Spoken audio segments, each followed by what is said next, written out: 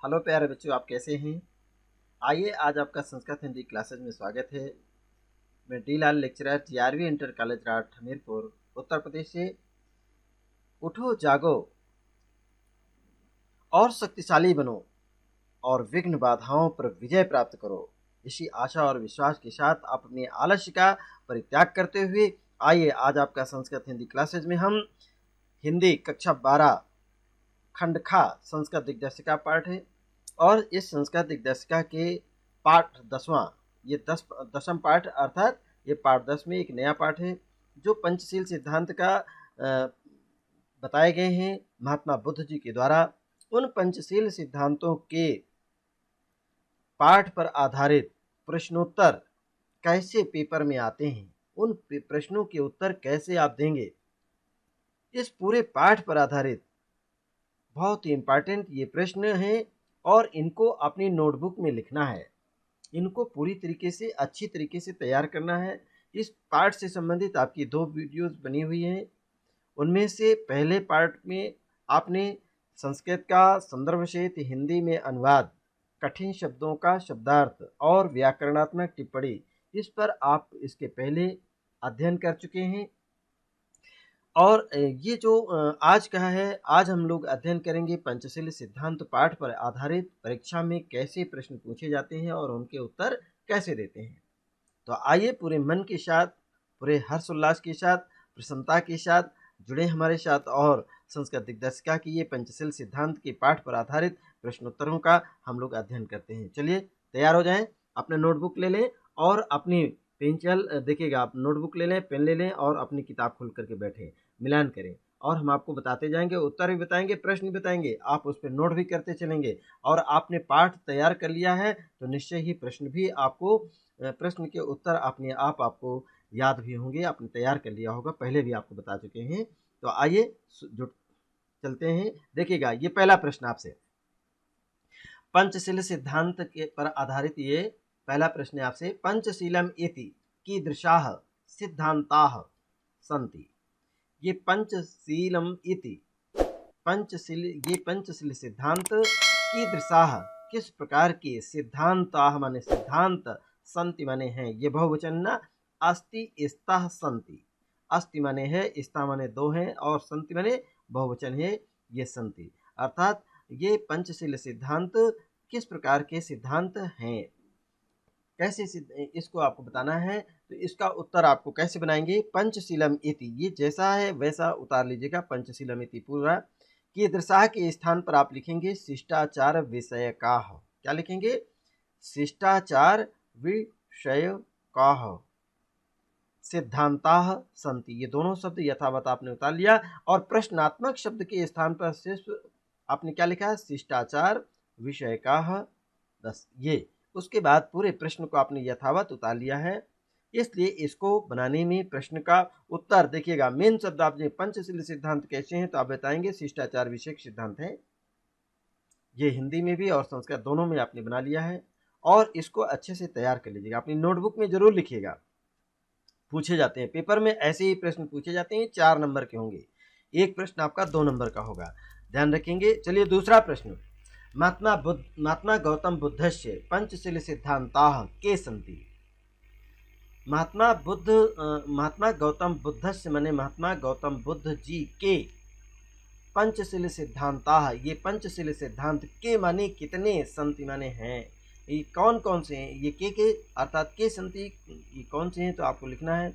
या दूसरा प्रश्न आप इसी से मिलता जुलता, के पंचशील सिद्धांताः आसन, कौन पंचशील सिद्धांत थे, कौन कौन से पंचशील सिद्धांत थे, उन प्रश्नों को आपने समझ लिया है।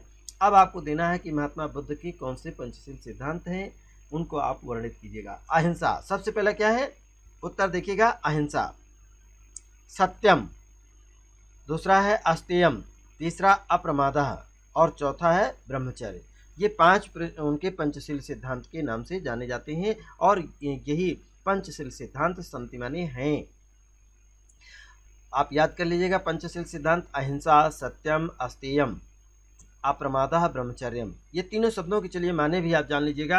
अहिंसा, हिंसा न करना, महात्मा बुद्ध जी आपको शिक्षा दिए हैं, अपने शिष्यों को उपदेश दिया उन्होंने कि मन से, वाणी से और कर्म से कभी भी, अपने वचनों से भी कभी किसी की हिंसा नहीं करनी चाहिए।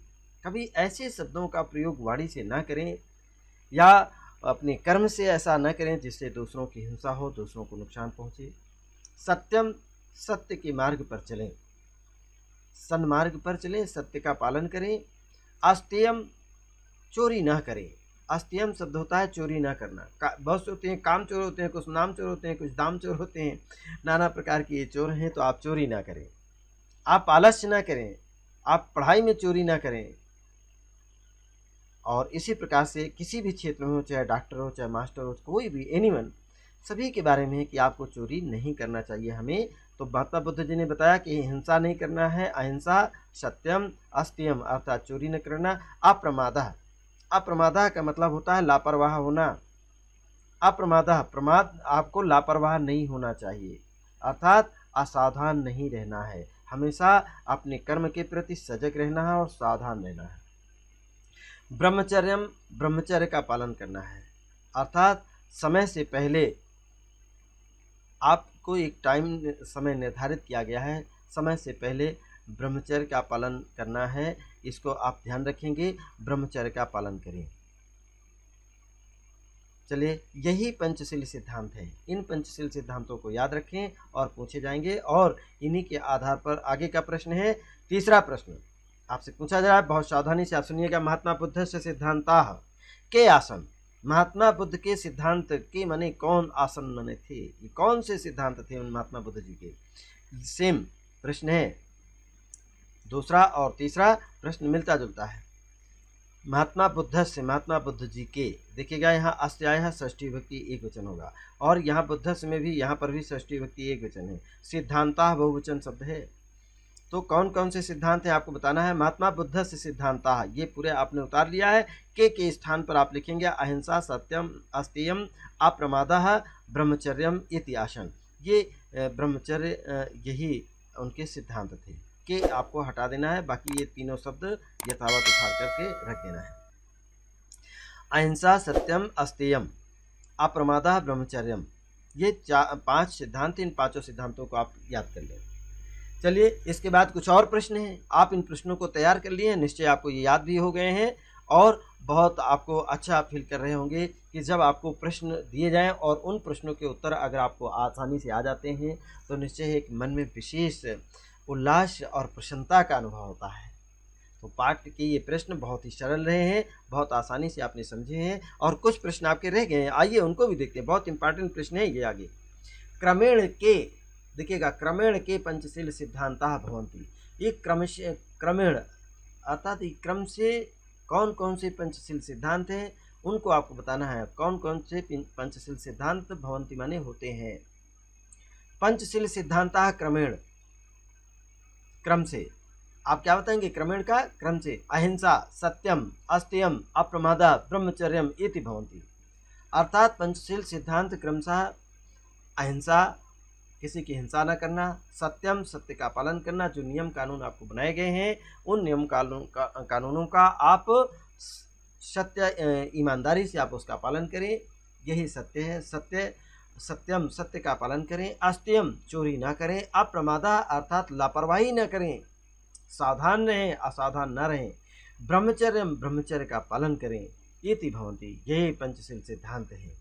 तो इन पंचशील सिद्धांतों को आपने याद कर लिया है, आपके मन मस्तिष्क में है, और किसी विषय में पूछा जाए तो आप बता सकते हैं। चलिए, 5वां प्रश्न है आपसे, बौद्ध युगे पंचशील सिद्धांताः कस्य हेतोः प्रयुक्ताः आसन्। बहुत अच्छा प्रश्न है, बहुत इंपॉर्टेंट प्रश्न है। देखिएगा, बौद्ध युगे का मतलब होता है जब महात्मा बुद्ध जी आपके इस भारत देश में बौद्ध धर्म का प्रचार प्रसार ज़्यादा था, और सबसे ज़्यादा बौद्ध धर्म के मानने वाले लोग भारत देश में रहे, और आज भी हैं। बौद्ध युग अर्थात बौद्ध युग में जब महात्मा बुद्ध जी थे, अपने शिष्यों को पंचशील सिद्धांत किस लिए प्रयोग किया? कस्य हेतु माने किस कार्य के उपयोग के लिए प्रयोग किए जाते थे? प्रयुक्ता माने आसन अर्थात प्रयोग होते थे। कस्य हेतु, किस लिए? तो आपको आप बताएंगे कस्य हेतु अर्थात यहाँ किसके लिए?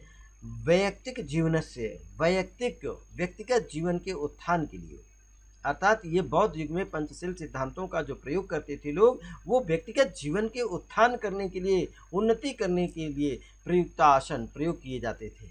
तो आप ये समझ गए होंगे इन प्रश्नों को और इसको उत्तर देखिए कैसे आपने लिखा। बौद्ध युग आपने उतार लिया, पंचशील सिद्धांत इसको भी आपने उतार लिया, और कस्य हेतु के स्थान पर आपने लिख दिया वैयक्तिक जीवन से। ये दो शब्द हटा दीजिए, बाकी पूरा प्रश्न आप उठा लेंगे। देखिए वैयक्तिक जीवन से उत्थानाय और प्रयुक्ता आसन, ये प्रयुक्ता आसन आपको दिया गया है, यथावत आपने उसको भी उतार लिया है। इनके लिंग, पुरुष और विभक्ति में कोई परिवर्तन आपने नहीं किया है। चलिए छठवां प्रश्न आपसे। छठवां प्रश्न है चीन देशेन सह भारतस्य मैत्री कान सिद्धांतान अधिकृत्य अभवत। बहुत बढ़िया प्रश्न है और बहुत अच्छा ये प्रश्न अक्सर कर पूछ लिया जाता है आपको कि चीन देशेन सह, चीन देश के सह माने साथ, सह साकम सार्धम समम, अर्थात ये तृतीया, इसके पहले क्या होते हैं, तृतीया जिसमें होता है उसके साथ में तृतीया, जिसके साथ आते हैं जाते हैं उसमें तृतीया विभक्ति होती है। यहाँ पर देखिए देशेन सा, देश के साथ, अर्थात चीन देश के साथ, भारत से, भारत की, मैत्री माने मित्रता, कान सिद्धांतान, कौन से सिद्धांत के अधिकृत माने आधार पर या अभवत माने हुई थी। इनकी जो भारत और चीन की मैत्री संबंध है वो किन सिद्धांतों के आधार पर हुई थी, आपको बताना है। देखिएगा चीन देशेन सह आपने यथावत उतार लिया, भारत से मैत्री इसको भी आपने उतार लिया है, और कान सिद्धांतान, ये सिद्धांतान अधिकृत्य अभवत, ये तीनों शब्दों को यथावत आपने उतार लिया है। सिर्फ आपने परिवर्तन कहाँ किया है, कान, कान शब्द जो है ये कौन से सिद्धांत है, उनको पंचशील, कान कितने हैं उनको, ये पंचशील सिद्धांत, अर्थात 5 पंचशील सिद्धांत के अधिकृत, इन्हीं के आधार पर भारत और चीन की मित्रता हुई थी। चलिए बहुत अच्छे प्रश्न रहे, आपने इनको बहुत ध्यान से सुना है और इनको याद कर लें, परीक्षा के लिए बहुत उपयोगी हैं, तैयारी कर लें। इसी के साथ कुछ प्रश्न और हैं, आइए जुड़िए हमारे साथ। देखिएगा ये बहुत अच्छे, 7वां प्रश्न है आपसे। आधुनिक जगति, ध्यान से सुनिए, आधुनिक जगति पंचशील सिद्धांतः किम स्वरूपम गृहीतवन्तः। आधुनिक जगति, इस आधुनिक जगत में, संसार में पंचशील सिद्धांत, ये पंचशील सिद्धांत किम स्वरूपम, कौन से स्वरूप को गृहीतवन्तः माने स्वीकार करते हैं या ग्रहण किया है, ग्रहण किए गए हैं। आप देखिएगा ये पंचशील सिद्धांत किम स्वरूपम, अर्थात उसके कौन से स्वरूप को यहाँ पर आपको स्पष्ट करना है। देखिए किम के स्थान पर आपको नवीन राजनीतिक स्वरूपम, नवीन राजनीतिक, ये 2 शब्द आप याद रखिए। बाकी पूरा प्रश्न आपने उतार लिया। देखिए आधुनिक को उतार लिया, जगत को भी लिख लिया, पंचशील को भी उतार लिया, सिद्धांता, ये सिद्धांता को उतार लिया। किम के स्थान पर आप नवीनम स्वरूप राजनीतिक, और स्वरूप को आपने यथावत स्वरूपम गृहीतवन्तः, ये दोनों शब्दों को यथावत आपने उतार लिया। इस तरीके से पूरा उत्तर आपको कैसे बन गया है, आधुनिक जगति पंचशील सिद्धांतः नवीन राजनैतिक स्वरूपम गृहीतवन्तः। आधुनिक इस संसार में अर्थात वर्तमान जो इस आधुनिक संसार में पंचशील सिद्धांत का नवीन राजनीतिक स्वरूप को ग्रहण किया गया है। ये आपका प्रश्न हो गया, इसका उत्तर तैयार हो गया। अगला 8वां प्रश्न है, आप ध्यान से सुनिएगा। गौतम बुद्ध कान सिद्धांतान अशिक्षित, गौतम बुद्ध ने किन सिद्धांतों को अशिक्षित माने शिक्षा दी या उपदेश दिया। अशिक्षित सिखाया या शिक्षा दिया या आप कहते हैं उपदेशित किया है। कान, ये कौन कौन से हैं, कह कौ के कम कौ कान, किन सिद्धांतों के आधार पर, तो आपके देखिए क्या उन सिद्धांतों का नाम क्या है आपको देना है। यहाँ पर गौतम बुद्ध पंचशीलम इति, नाम क्या है, कान के स्थान पर आपने क्या लिखा, पंचशीलम इति नाम सिद्धांतान, ये आपने उतार लिया है। देखिए महात्मा बुद्ध, आपने गौतम बुद्ध को उतार लिया, कान को स्थान पर आपने लिया पंचशीलम इति नामना, और सिद्धांतान अशिक्षित, ये दोनों शब्दों को यथावत आपने उतार लिया। इस तरीके से ये पूरा प्रश्न का उत्तर आपका तैयार हो गया। गौतम बुद्ध पंचशीलमिति नाम सिद्धांतान अशिक्षित। चलिए 9वां प्रश्न आप ध्यान से सुन ले। भारत चीन देशौ कस्मिन धर्मे निष्ठावंतो, बहुत अच्छा शब्द प्रश्न है ये, और सभी इसको याद कर ले कि भारत और चीन देश कस्मिन, किस धर्म में निष्ठावंतो, निष्ठा रखती थी। वो भारत और चीन जो है पहले किस धर्म के अनुयायी इस भारत देश में ज़्यादा थे, किस धर्म के अनुयायी चीन में ज़्यादा थे। इस चीज़ को आपको सिद्ध करना है। भारत और चीन दोनों ही देशों में बौद्ध धर्म में, किस धर्म में? बौद्ध धर्म में इस निष्ठावंतों, भारत में भी और चीन में भी, दोनों ही देश के निवासी, दोनों ही देश में सबसे ज़्यादा पहले बौद्ध धर्म का प्रचार प्रसार था और बौद्ध धर्म पर निष्ठा रखते थे, विश्वास रखते थे, मानते थे। यही तो इनका निष्ठावंतों माने विश्वास रखते थे या मानते थे। ये बौद्ध धर्म को आप याद रखें, बौद्ध धर्म में ये आपके कुल इस पाठ पर आधारित आपके 9 प्रश्न आपको बताए गए हैं और इन 9 प्रश्नों के उत्तर आपने विधिवत अध्ययन कर लिए हैं।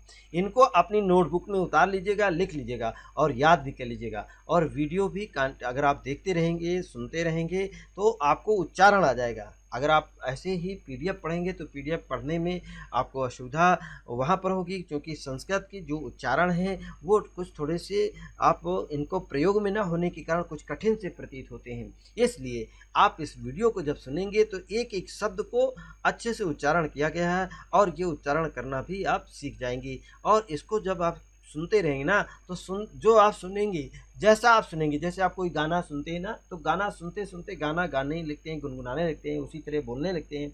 उसी तरह से आप इनके शब्दों को भी आप सुनेंगे तो निश्चय ही सुनते सुनते आप उसी तरह बोलने भी लगेंगे। तो अभी आपने जो ये प्रश्न अध्ययन किया है, सुन लिया है, इसको आप वीडियो के माध्यम से सुने और इसको देखें भी। और साथ ही अगले प्रश्न दोनों देखिए, इस पाठ पर आधारित 2 वीडियो आपके तैयार हुई हैं, दोनों को आपको पढ़ना है और बहुत इंपॉर्टेंट पाठ है, बहुत सरल पाठ है।